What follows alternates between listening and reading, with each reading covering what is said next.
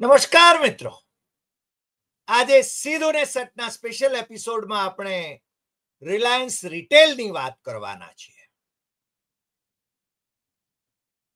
Reliance industry Dhirubhai અંબાણીએ સ્થાપિત કરી અને હવે મુકેશ અંબાણી એનું સૂત્ર સંચાલન સંભાળી રહ્યા છે.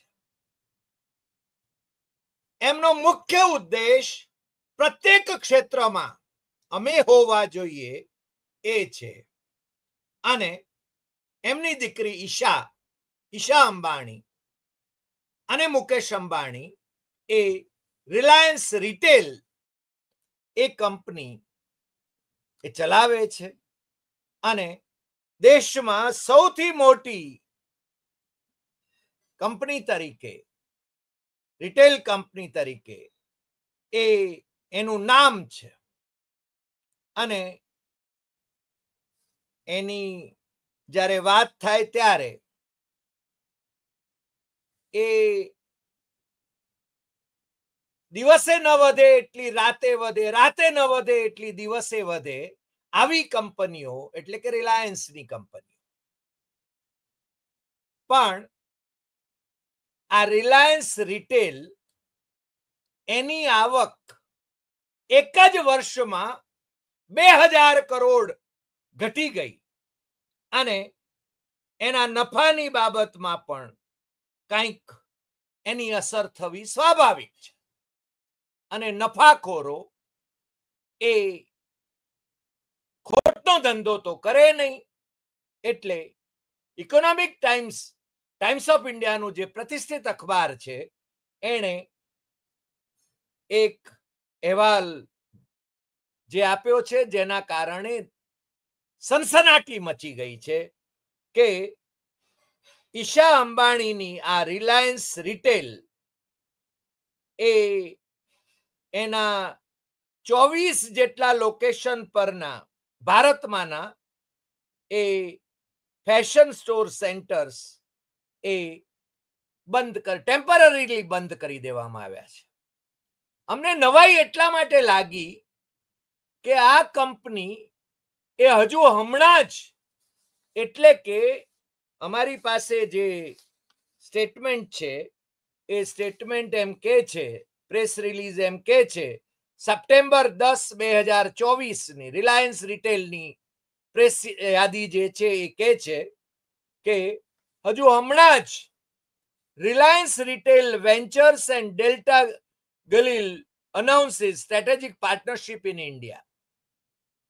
ઇઝરાયેલની કંપની ડેલ્ટા ગલીલ ઇન્ડસ્ટ્રીઝ એની સાથે હજુ હમણાં જ રિલાયન્સ રિટેલ વેન્ચર્સ લિમિટેડ એટલે કે રિલાયન્સ રિટેલે હમણાં પાર્ટનરશિપ કરી છે. 50-50 જોઈન્ટ વેન્ચર એમ ઇન્ડિયન માર્કેટની અંદર એ એની આખી યાદી એમના જે મેનેજિંગ ડિરેક્ટર છે વી સુબ્રમણ્યમ એમણે આ યાદી બહાર પાડી છે અને એ રિલાયન્સ ઇન્ડસ્ટ્રીઝની વેબસાઇટ ઉપરથી અમે એની 2 પાનાની નકલ એ પ્રિન્ટ કરી. પણ નવાઈ એ વાતની લાગે છે કે રિલાયન્સ ના મુકેશ અંબાણી એ આ દેશમાં સૌથી સમૃદ્ધ વ્યક્તિ છે. એમની ઇન્ડસ્ટ્રી એ મલ્ટીનેશનલ કંપની કહી શકાય. દુનિયાભરમાં એની એક પ્રતિષ્ઠા છે અને મુકેશની પણ પ્રતિષ્ઠા છે. ધીરુભાઈ અંબાણીએ મુકેશ અંબાણીને સોંપેલી આ કંપની એટલે કે રિલાયન્સ ઇન્ડસ્ટ્રી એ રાત દિવસ વધ્યા જ કરે છે અને તમને ખ્યાલ છે કે આજકાલ તો એ રાજકીય મુદ્દો પણ બની ગયો છે. એની સ્પર્ધામાં હોય એ રીતે અદાણી માનનીય વડાપ્રધાન નરેન્દ્ર મોદી સાથે જેમનું નામ જોડવામાં આવે છે, ખાસ કરીને લોકસભામાં વિપક્ષના નેતા રાહુલ ગાંધી થકી, એ અદાણી, ગૌતમ અદાણીની કંપની, અદાણી ગ્રુપની કંપનીઓ એ જાણે કે રિલાયન્સ સાથે કોમ્પિટિશન કરતી હોય એવું લાગે છે. અને રાહુલ ગાંધી તો ચૂંટણી સભાઓમાં પણ અને લોકસભામાં પણ એ A1 A2 તમને ખ્યાલ છે લોકસભામાં એમણે કહ્યું હતું, કારણ કે એમને જ્યારે સ્પીકરે રોક્યા કે ગૌતમ અદાણી અને મુકેશ અંબાણીનું નામ નહીં લેવાનું, ત્યારે એમણે કહ્યું તો પછી A1 A2 કહીએ. અને હમણાં મહારાષ્ટ્રમાં પણ રાહુલ ગાંધીએ આ મુકેશ અંબાણીના દીકરાના લગ્નમાં નરેન્દ્ર મોદી જે રીતે પહોંચ્યા હતા એનો ઉલ્લેખ કરીને અને બાકીના બધાનો ઉલ્લેખ કરીને એમણે ભાષણ પણ કર્યું હતું, એ આપણે જાણીએ છીએ. પણ મુકેશ અંબાણી એ વર્ષો પછી એમને સોનિયા અમ્મા યાદ આવ્યા હતા. એમના દીકરાના લગ્ન થયા, નાના દીકરાના લગ્ન થયા, એટલે થવાના હતા, ત્યારે એ 10 જનપદ પર પહોંચી ગયા. અગાઉ છે ને એમને છેલ્લા 10 વર્ષમાં સોનિયા અમ્મા યાદ નહોતા આવ્યા, રાહુલ ગાંધી યાદ નહોતા આવ્યા, પ્રિયંકા ગાંધી યાદ નહોતા આવ્યા. એમને માત્ર ને માત્ર નરેન્દ્ર મોદી જ દેખાતા હશે. પણ એ જાતે 10 જનપદ પર જઈને શ્રીમતી સોનિયા ગાંધીને નિમંત્રણ આપીને આવ્યા. રાહુલ ગાંધી એ વખતે એમને હેલો કરીને નીકળી ગયા, શુભેચ્છા આપીને. અને રાહુલ ગાંધી પણ એ લગ્નમાં જાય એવી અપેક્ષા હતી એમની, પણ રાહુલ ગાંધી ગયા નહીં. નરેન્દ્ર મોદી ગયા, એ તમે બધા જાણો છો. અને એના વિશે રાહુલ ગાંધી અત્યારે જાહેરમાં એ ટિપ્પણો પણ કરે છે. પણ અદાણી અંબાણી એ ધંધામાં કેવી રાઇવલરી ચાલે છે, અને પાછા ભેગા પણ દેખાય, એકમેકને શુભેચ્છા પણ આપે. મુકેશ અંબાણીના દીકરાના લગ્નમાં ગૌતમ અદાણી પણ પહોંચે છે, શુભેચ્છા આપે છે. સ્વાભાવિક છે, સાહજિક વ્યવહાર છે. કોંગ્રેસના મુખ્યમંત્રી પણ પહોંચ્યા, કોંગ્રેસના નેતાઓ પણ પહોંચ્યા. જેમનો સંબંધ હોય એ પહોંચે, સામાજિક વ્યવહાર હોય એ પહોંચે. પણ Rahul Gandhi can decide for himself. ન રાહુલ ગાંધી ગયા, ન સોનિયા ગાંધી ગયા, ન પ્રિયંકા ગાંધી ગયા. કારણ કે મુકેશ અંબાણીને 10 વર્ષે સોનિયા અમ્મા યાદ આવ્યા હતા. કારણ કે રાહુલ હવે આવતીકાલનો તેજસ્વી સિતારો છે, અને કાલ ઉઠીને એ પ્રાઇમ મિનિસ્ટર બને તો જેના પ્રતાપે, જે ઇન્દિરા ગાંધીને પ્રતાપે ધીરુભાઈ અંબાણી એ ઝળકી શક્યા છે, જે રાજીવ ગાંધીને પ્રતાપે મુકેશ અંબાણી ઝળકી ચૂક્યા છે, એમનો દીકરો એ જો પ્રાઇમ મિનિસ્ટર થાય તો એને પણ હાચવવો પડે. એવી સ્વાભાવિક રીતે સ્વાર્થી મનોવૃત્તિ એ આપણા ઉદ્યોગપતિઓમાં તો દેખાય.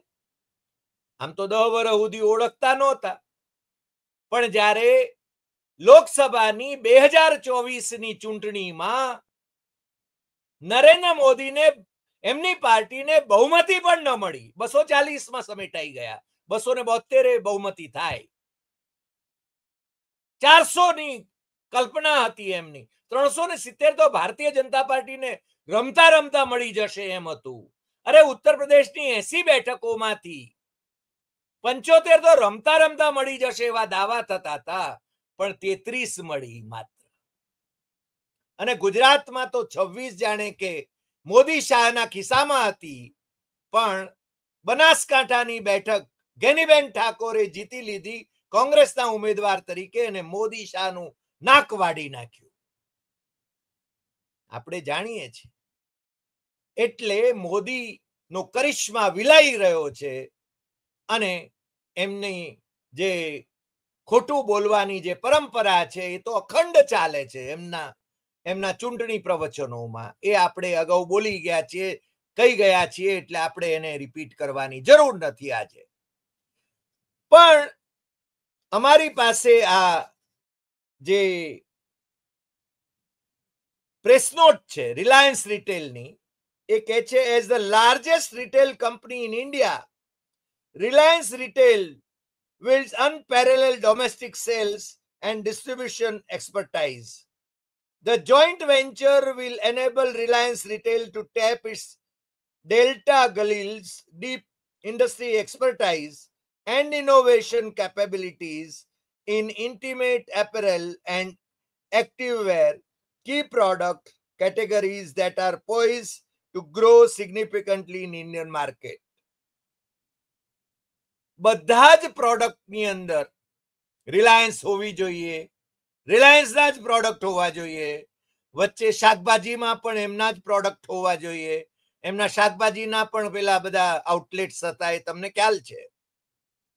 એટલે એ પણ જ્યાં નફો ન મળે, નફો ન કરી શકાય, ત્યાં છે ને અંબાણી કે અદાણી એ પોતાની કંપનીઓ ચલાવે નહીં.